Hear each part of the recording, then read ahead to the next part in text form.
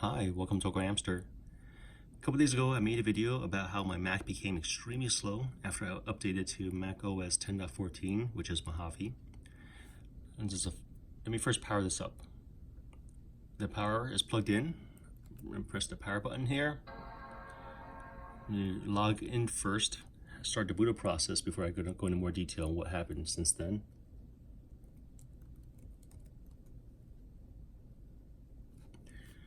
Alright, so this is the 2013 fall, the MacBook Pro with Retina display. This is well past warranty. And before I updated to Mojave, I also looked at the requirements or what's supported for it. This falls under it.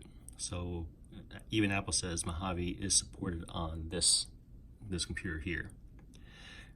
Since then, I've worked with a number of Apple reps. I've searched the web. I read numerous articles, watched numerous videos, and I did not find one where it was exactly like my issue. There are a lot of folks out there that posted slowness issues, but most of it were about certain tasks or certain applications, not problems from the start to the finish. Start time from time they started to boot up all the way through the time they tried to shut down. And for them, they also had access to their USB. They also had access to their network adapters, whereas my issue, I can't access any of them. And also, the three Apple reps I worked with, they've been very patient with me. The first rep I worked with, we reset the NVRAM, reset the SMC, went to disk utility to run tests, went to safe mode. The reason we went to safe mode is because the gentleman thought that maybe it was one of the applications I installed on the computer that might be causing an issue, or an extension that might be causing an issue with this Mojave update. In safe mode, the gentleman said that it would not run any extensions, it would not run third-party software. But even in safe mode, it was still extremely slow. And next thing was, that was the first rep I worked with. The next one, we tried the open wireless diagnostics. We also tried the recovery mode. In recovery mode, you have the option to restore from a time machine or reinstall the Mac OS. I did not make time machine backups. I make file backups, but not time machine backups. I'll need to look into that more at a later time. And also, with the time machine backups, hopefully you can restore from a flash drive. That means I'll need to find a flash drive that's the same size as my hard drive. They were explaining to me that if I'm utilizing, if my hard drive is 500 gigs, they'll recommend getting like a 1 terabyte flash drive for the time machine backup. So I'll need to look into that some more. And other thing was file vote.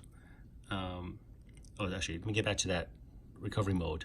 So I did reinstall Mojave, but the slowness issues still existed.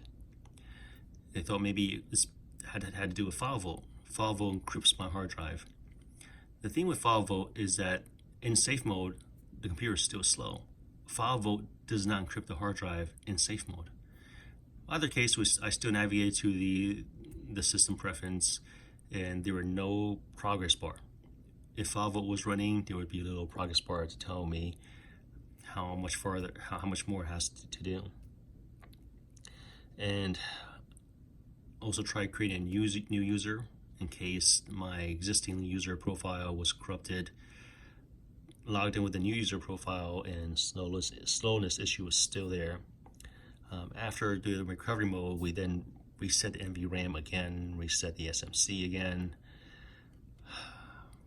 I'm trying to think about what else did we try to do. It was, at one point I was transferred to one of their senior reps, senior support agents, and the person said, oh, he was reading that in their internal memos, their engineers are looking into an issue just like what I described. When I heard that, first thing that came to mind was internal memo, someone reported what I described. that sucks is because there's no fix right now. The Apple support rep said that I'm going to have to bring this to the Apple Store. And so I have a appointment scheduled for the Apple Store tomorrow, Saturday, tomorrow night. And the rep thinks that most likely they're going to end up erasing the computer and reinstalling the operating system. That means I'll lose all my files. Keep in mind, the USB right now, I cannot plug in an external hard drive to back up my files. But I'll go into more detail on that a bit later. This is my work computer. Majority of the time I'm editing videos, working on video projects on this. So a lot of the files on here, they're large. If I was working on pictures, for example, raw images, they're in the gigs too. But for video, man, that's one of the reasons why I'm always running low on space. Because I'm always those darn large video files. So I did find saving grace on trying to back up the files, and it had to do with Android. It's just putting up now. It's been about what, 6 minutes. I'm almost at a desktop. You can see in the background my desktop icons. This pinwheel. Okay. All right. So that's about what, 6 minutes, and now I'm at a desktop. The saving grace for me to back up my files is this little app over here. It's called Android File Transfer. Oddly, with Android devices, I can't just plug into this computer and expect this to read the file system structure on my Android phone. I have to use Android File Structure or Android File Transfer. So I was able to copy a lot of my documents off it. For my larger files, like my video projects, I'm not able to copy those onto my Android device. Is because I cannot copy any file that's 4 gigs or more. I can copy files that's 4 gigs or less, but for video files, I don't have that many that's 4 gigs or less. Either case, I was still happy to do that I can copy something off it. Let me show the up here.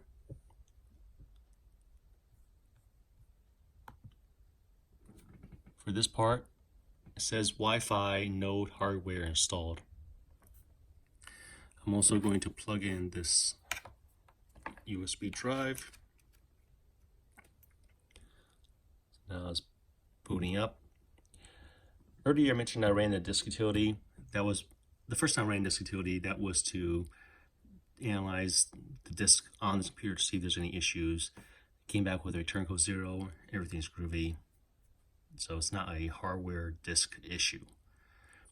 Next, I ran the disk utility because when I plugged in this USB hard drive, it's not coming up. Let me open up Finder here. So then the Apple rep wanted me to open up the disk utility to see if it comes up there. It does show up in the disk utility, except that it's grayed out. So I'm not sure why. It's like it sees it, but it doesn't really see it. I clicked on Finder, still hasn't come up yet.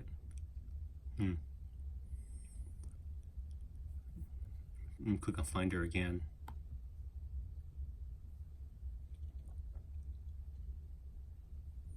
That little pinwheel there. All right, so there it is. Took a while for it to come up. Try to minimize it. Try to open up this image file here. 5 Mississippi, 6 Mississippi, 7 Mississippi, 8 Mississippi, 9 Mississippi, 10 Mississippi. All right, so about 10 seconds later, the image opens up. So now I'm going to go to shutdown. The reason I'm going to shut down is because whenever shutting down or restarting a Mac computer, it always prompts you, saying, are you sure, continue or cancel? And if you don't touch anything, they have a 60-second counter and just counts down. So I'm going to go to shutdown right now.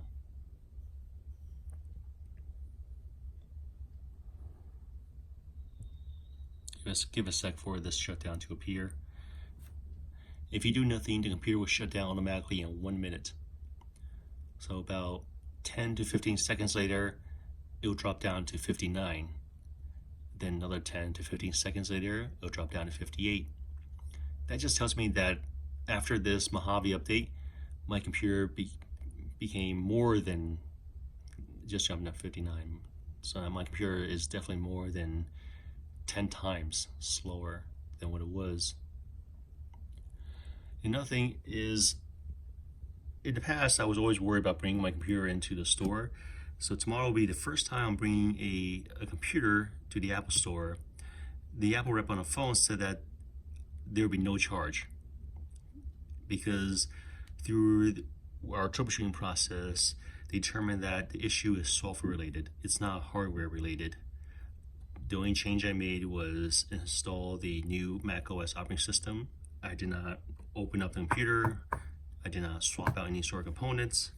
So it's software related. I was very glad to hear that. I don't need to pay anything when I go tomorrow. I've been to Apple stores before. There's always a line. There's always a long wait. Hopefully, I'm going there Saturday at 6. Hopefully there won't be a long wait tomorrow. But so now it's only at 57 seconds. Let me I'll just click on the shutdown. All right, I just click on shutdown. See what happens now. 56 seconds. Now, thanks to other folks posting the comments on my last video with other suggestions, articles to read. I've read through all of them and a lot more. So I made this video because after tomorrow, most likely the issue will be resolved, or I've found a way to erase it and reinstall everything. But I just want to show folks out there that may have encountered the same issue as I have, that hey, this is what I went through. Hopefully it's not ideal, but hopefully it'll lead you down the path or give you some reassurance that okay, you are in the right path, and it looks like the only resolution is in the short term, erase and reinstall. Longer term, hopefully they come out with a patch. But with the wireless adapter not working, not sure how that you'll be even able to apply the patch. Okay, so this is a long-winded video, 13 minutes. I'll make another video after I return tomorrow. Well, thanks for watching this video. If you guys have any questions, comments, suggestions, feel free to contact me. Bye.